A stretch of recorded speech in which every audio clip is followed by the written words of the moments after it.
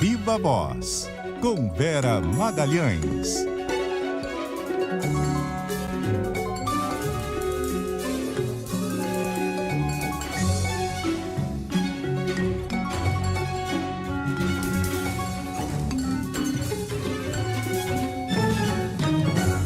Oi, Vera, boa noite, tudo bom? Boa noite, Carol. Boa noite, Nadédia. Boa noite a todo mundo que nos ouve, nos assiste. Boa noite, Vera. Vera, depois daquele desgaste todo com o esvaziamento das pastas do meio ambiente e dos povos indígenas, hoje teve uma reunião do presidente Lula com as ministras Marina Silva e Sônia Guajajara, outros ministros também. O que temos de bastidor dessa reunião? Marina fica no governo, Vera? Marina fica, Carol. Foi uma reunião longa. Quase todos os participantes falaram em algum momento. Começou com uma exposição do ministro Alexandre Padilha, responsável pela articulação política. Segundo eu apurei, ele começou fazendo uma metáfora, comparando o trabalho da articulação política com aquele que ele desempenhou enquanto médico na região amazônica. Ele foi médico durante muito tempo, ele é sanitarista, e ele disse que nessa ocasião o seu trabalho era se manter vivo. E assim ele entende que é o trabalho dele também à frente do Congresso. Ele disse, olha, quando eu entrava numa trilha ou numa picada, o meu objetivo era sair vivo. E ele falou, eu sabia que eu podia, por exemplo, levar uma ferroada de arraia. E aí a Marina, nessa hora, falou, é assim que eu me sinto, como quem levou uma ferroada de arraia. Quando chegou a vez dela de falar, ela disse isso, mas eu vou ficar no governo. Me perguntaram se eu iria sair do governo, eu vou ficar no governo e vou resistir. Então essa foi a fala dela, não sei se exatamente com essas palavras, mas foi o que eu consegui apurar junto a alguns participantes da reunião.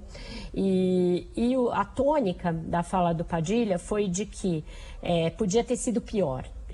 De que podiam ter desfigurado toda a composição do governo, que havia inclusive um risco de rejeição da MP como um todo, o que faria com que toda a estrutura do governo retrocedesse ao que era na gestão de Jair Bolsonaro, e que ainda há riscos, caso o governo compre briga com a Câmara e com o Senado, de emendas no plenário desfigurarem ainda mais esses ministérios. Então, um relato que ele fez aos colegas pareceu de alguém que está lidando, de fato, com um Congresso de maioria hostil ao governo, de certa maneira, principalmente nessas pautas ligadas à questão ambiental, questão indígena, pela prevalência da bancada ruralista e de outras bancadas conservadoras que acabam dialogando nesses temas. Então ficou combinado que se vai tentar mitigar algumas das derrotas impostas na comissão, mas não parece que ninguém tem muita fé de que isso pode acontecer. E Lula, em meio a isso, como tá com a ministra Vera? Contrariado? Olha, Nadédia, o que eu apurei é que o presidente Lula falou ao final ali, depois que os líderes também tinham falado, as ministras tinham falado. Ele falou num tom de dizer que o meio ambiente e a defesa dos povos originários é uma prioridade do seu governo, continuará sendo uma prioridade do seu governo, reforçou isso, disse que não tenham dúvidas que essa é uma agenda prioritária, podem ter certeza, é prioridade para mim. E aí ele não reclamou da Marina, mas ele falou que quer que o governo fale uma única língua. E nessa semana a gente viu o Ministério do Meio Ambiente, o Ministério de Minas e Energia, por exemplo, batendo cabeça, não só na questão da exploração de petróleo em águas lá da margem equatorial, mas também na questão da MP da Mata Atlântica. Por quê? Porque o Ministério do Meio Ambiente mandou uma nota para a Câmara num sentido e o Ministério de Minas e Energia em outro. E nesse caso o governo vai arbitrar em favor da Marina, vai tentar negociar e, se não der, vai vetar essa MP que traz aí muitos prejuízos para a preservação da Mata Atlântica. Então ele reforçou essa ideia de que o governo fale uma única língua e também acabou dando vazão a algo que se especulou ao longo da semana, que ele não gostou de ter sido pego de surpresa pela questão da Petrobras. Ele falou que estava no Japão quando soube da negativa do IBAMA. Então ele não deu uma bronca, não reclamou diretamente da Marina, mas deixou claro que não gostou de ter sido surpreendido por esse caso quando estava no Japão na reunião do G7. Agora, Vera, depois dessa reunião, teve ali o pronunciamento, a coletiva do Rui Costa e do Padilha, dizendo que vão tentar negociar com o Congresso no campo da política, que isso não vai ser judicializado, mas vão tentar reverter o que foi alterado ali em termos de estrutura dos ministérios. É viável ou isso é meio papo para boi dormir, hein? Parece um papo para dar alguma satisfação pública para as duas ministras. Porque o que eu apurei também, Carol? Esse relatório vem sendo construído há algum tempo. Algumas coisas o relator deixou claro que iria mudar e, portanto, a articulação política estava informada e poderia informar os demais ministérios que eram atingidos pela medida. Não sei se o fez. Mas algumas coisas foram de última hora. Por exemplo, a retirada da gestão de recursos hídricos por meio da Agência Nacional de Águas foi uma coisa que o governo foi pego de surpresa, não sabia que ia constar. Da mesma maneira, a retirada da questão da inteligência da Casa Civil e seu desvio para o GSI, sua volta para o GSI, também não estava no script que vinha sendo combinado. Então, a que se atribui, né, tudo isso? A vários fatores. As várias ferroadas de arraia, como a Marina disse que se sentiu na Marina, tem muito a ver também com essa questão da Petrobras. Não vamos esquecer que o presidente dessa comissão mista que tratou da CMP é o senador Davi Alcolumbre. E ele é do Amapá e é um dos mais interessados na prospecção de petróleo naquela região, foi um dos que mais criticaram a decisão do IBAMA.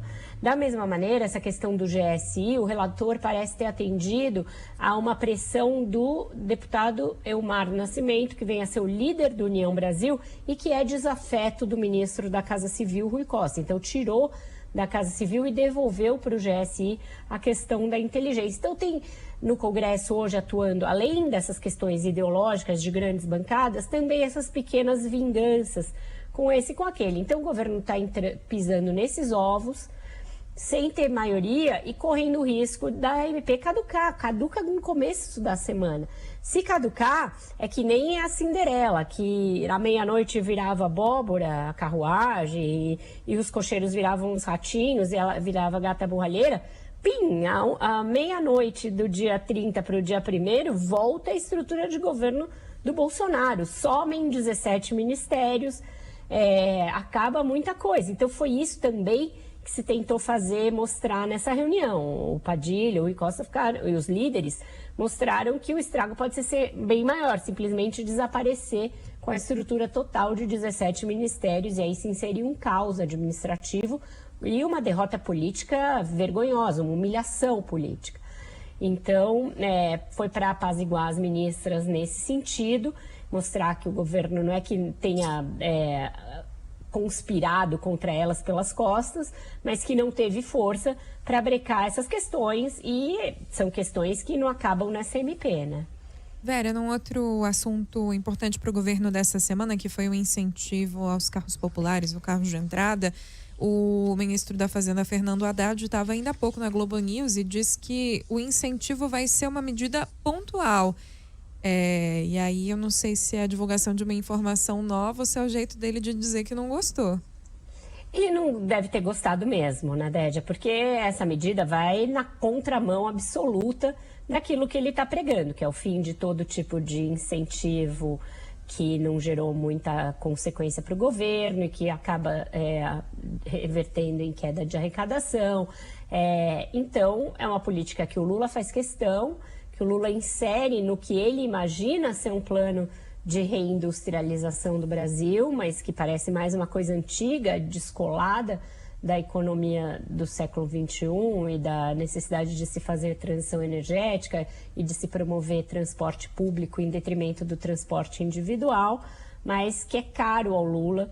E o Haddad está dizendo, olha, é uma coisa aqui, uma tentativa de recuperar a indústria automobilística, de renovar a frota, de fazer as pessoas terem acesso a um carro, mas é pontual e por pouco tempo, ele diz.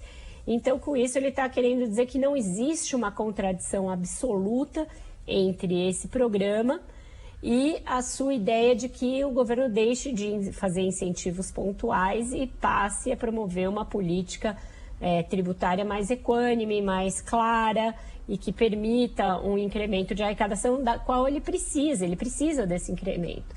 sem o que ele não consegue cumprir os pressupostos do marco fiscal que está em votação. Então, é um governo que está sempre nessa dualidade, né, entre o que o presidente gostaria de fazer e os imperativos do tempo, entre o que ele gostaria de fazer e o fato de que ele não tem uma maioria do Congresso, e entre o que ele precisa fazer em questão fiscal para tornar viável baixar a taxa de juros, mas que não é exatamente a cartilha pela qual o PT reza na economia. Gostaria de ser mais leniente com gastos, gostaria de ser mais pró-presença do Estado nesse tipo de programa, desculpe.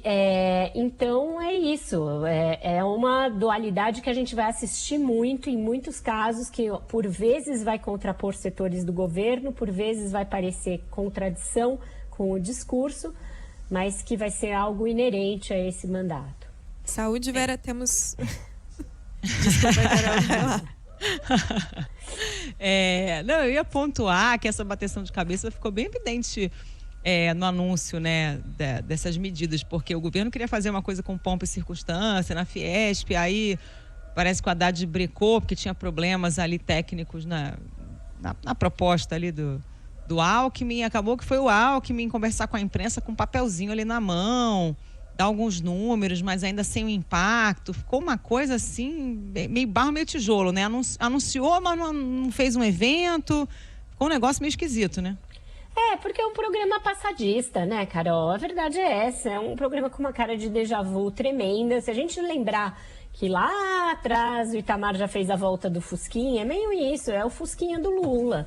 É uma coisa que tem uma cara de naftalina, o cheiro de naftalina, não conversa com a necessidade do Brasil e que dificilmente vai impulsionar até mesmo a venda de carro popular, porque quanto você consegue baratear para tornar realmente popular esse tipo de carro? E o que você vai abrir mão em termos de segurança, de itens de redução de emissões, etc.